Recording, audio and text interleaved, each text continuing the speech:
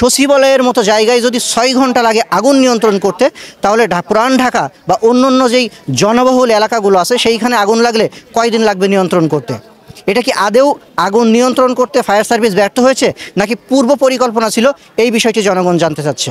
আজকে যে সচিবালয়ে আগুন, এই আগুনটা কি শুধু আগুন, নাকি এই অন্তর্বর্তী সরকারের ব্যর্থতা? আমি কেন বললাম অন্তর্বর্তীকালীন সরকারের ব্যর্থতা? তার কারণ হচ্ছে যেই প্রায় 2000 মানুষের তাজা রক্তের বিনিময়ে ফ্যাসিস্ট শেখ হাসিনার বিদায় এবং নতুন একটি বাংলাদেশের স্বপ্ন নিয়ে যে ছাত্ররা তাদের বুকে তাজা রক্ত রাজপথে ঢেলে দিয়েছিল, তার বিন্দু পরিমাণে বাস্তবায়িত হয়নি। কেন বাস্তবায়িত হয়নি? তার কারণ বাংলাদেশের যে রাজনৈতিক দলগুলো আছে সেই রাজনৈতিক দলগুলোর অদূরদর্শিতা চিন্তাভাবনার কারণে এই ঘটনাগুলো ঘটেছে। তো কাল রাত 1:54 সচিবালয়ে আগুন লেগেছে। আমরা এই মুহূর্তে আছি সচিবালয়ের সামনে। আপনারা দেখতে পাচ্ছেন যে এখানে আইন শৃঙ্খলা রক্ষাকারী বাহিনীর যে সদস্যরা তারা উপস্থিত আছেন। আগুনটি লেগেছে মূলত গতকাল রাত 1:54 এবং ফায়ার সার্ভিসের ডিজি যিনি, তিনি ব্রিফ করে বলেছেন যে তিনি সংবাদ পেয়েছেন 1:56, অর্থাৎ 2 মিনিট পরে তারা সংবাদ পেয়েছেন এবং সাথে সাথে ফায়ার সার্ভিসের 11টি ইউনিট এসে এখানে আগুন নিয়ন্ত্রণের কাজ করেছে। কিন্তু সবচেয়ে গুরুত্বপূর্ণ যে বিষয়টি একটু খেয়াল করার, সেটা হচ্ছে 1:54 যদি আগুন লাগে এবং 1:56 ফায়ার সার্ভিসের কর্মীরা এখানে এসে উপস্থিত হয়, তাহলে দীর্ঘ 6 ঘন্টা কেন লাগবে এই আগুন নিয়ন্ত্রণ করতে? প্রথম কথা, জনগণের পক্ষ থেকে এইটাই উপস্থাপিত হচ্ছে যে 6 ঘন্টা কেন লাগছে আগুন নিয়ন্ত্রণ করতে। দ্বিতীয় হচ্ছে, শুধুমাত্র 11টা ইউনিট কিন্তু এখানে আগুন নিয়ন্ত্রণের কাজ করেনি, এখানে আরও অনেক ইউনিট এসেছিল, প্রায় 19 থেকে 23টা। আমরা বিভিন্ন গণমাধ্যমে যেটা জানতে পেরেছি যে এতগুলো ইউনিট আসার পরেও 6 ঘন্টা সময় নিয়ে আগুন নিয়ন্ত্রণ করতে হয়েছে ফায়ার সার্ভিসের। একটা সবচেয়ে গুরুত্বপূর্ণ বিষয় লক্ষ্য করেন যে বাংলাদেশের যে কটি সবচেয়ে নিরাপদ জায়গা আমরা মনে করি সারা বাংলাদেশের ভিতরে, আগে ছিল গণভবন, এখন সেটা নেই। বঙ্গভবন আছে, অর্থাৎ রাষ্ট্রপতির বাসভবন, যেটা এই মুহূর্তে প্রধান উপদেষ্টার কার্যালয়, যেটা যমুনা, এবং সবচেয়ে গুরুত্বপূর্ণ এবং নিরাপদ স্থান হওয়ার কথা ছিল এই সচিবালয়।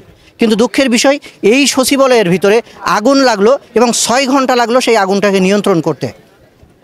বাংলাদেশের সাধারণ মানুষ এবং বিভিন্ন সোশ্যাল মিডিয়ার মাধ্যমে যারা নেটিজেন আছেন তারা এই প্রশ্নটি করছে, সচিবালয়ের মতো জায়গায় যদি 6 ঘন্টা লাগে আগুন নিয়ন্ত্রণ করতে, তাহলে পুরান ঢাকা বা অন্য যেই জনবহুল এলাকাগুলো আছে সেইখানে আগুন লাগলে কয়দিন লাগবে নিয়ন্ত্রণ করতে?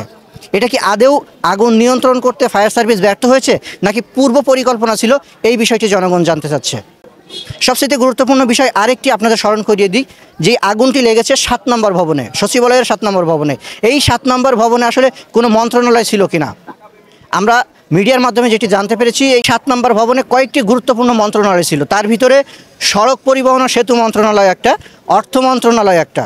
খেয়াল করে দেখেন, অর্থ মন্ত্রণালয়, সড়ক পরিবহন সেতু মন্ত্রণালয়, তারপরে আপনার আইসিটি মন্ত্রণালয়, এরকম গুরুত্বপূর্ণ 5 থেকে 7টা মন্ত্রণালয় ছিল। তো এই গুরুত্বপূর্ণ মন্ত্রণালয়গুলো বাংলাদেশের সকল কাজের নিয়ন্ত্রণ করত।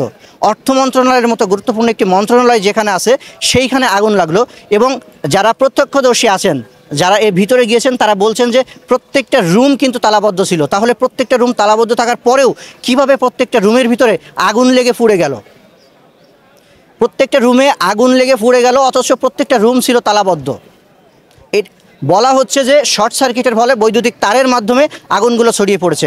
আসলে যদি বৈদ্যুতিক তারের মাধ্যমে আগুনগুলো ছড়িয়ে পড়ে, এভাবে কি প্রত্যেকটা ঘরে ছড়ানো সম্ভব এবং প্রত্যেকটা গুরুত্বপূর্ণ মন্ত্রণালয়ের ভিতরে আগুন ছড়ানো সম্ভব?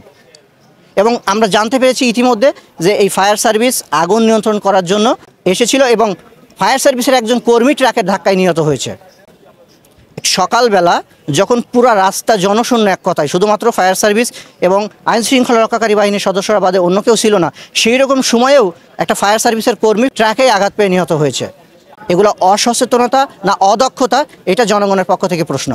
আজকে যে সচিবালয়ে আগুন, এই আগুনটা কি শুধু আগুন, নাকি এই অন্তর্বর্তী সরকারের ব্যর্থতা? আমি কেন বললাম অন্তর্বর্তীকালীন সরকারের ব্যর্থতা? তার কারণ হচ্ছে যেই প্রায় 2000 মানুষের তাজা রক্তের বিনিময়ে ফ্যাসিস্ট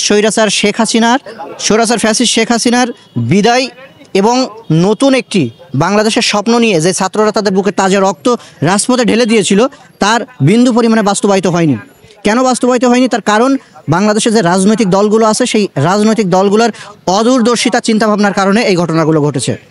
যদি অন্তর্বর্তী সরকার না করে একটি জাতীয় সরকার করতো বা বিপ্লবী সরকার করতো, তাহলে এই ফ্যাসিস্ট স্বৈরাচার হাসিনা সরকারের যে দোসরগুলো আছে সেই দোসরগুলো কিন্তু এই ধরনের ঘটনা ঘটানোর সাহস পেত না। কেন আমি বলছি পূর্ব পরিকল্পিত? তার কারণ হচ্ছে আপনারা জানেন যে গত 2 দিন আগে অ্যাডমিন ক্যাডার যারা আছে সেই অ্যাডমিন ক্যাডাররা হুমকি দিয়েছে যে তারা একটি মহাসমাবেশ করবে কবে, যেই দিন ছাত্রলীগের প্রতিষ্ঠাবার্ষিকী, অর্থাৎ ছাত্রলীগের প্রতিষ্ঠাবার্ষিকী তারা মহাসমাবেশ করার ঘোষণা দিয়েছে। আসলে তারা যে ছাত্রলীগ করতো এবং ছাত্রলীগ সংগঠনের উপরে তাদের যে একটি মায়া মহব্বত আছে, সাবেক সদস্য হিসেবে মূলত তারা এই ধরনের একটি মহাসমাবেশ করার ঘোষণা দিয়েছিল। শুধু কি তাই,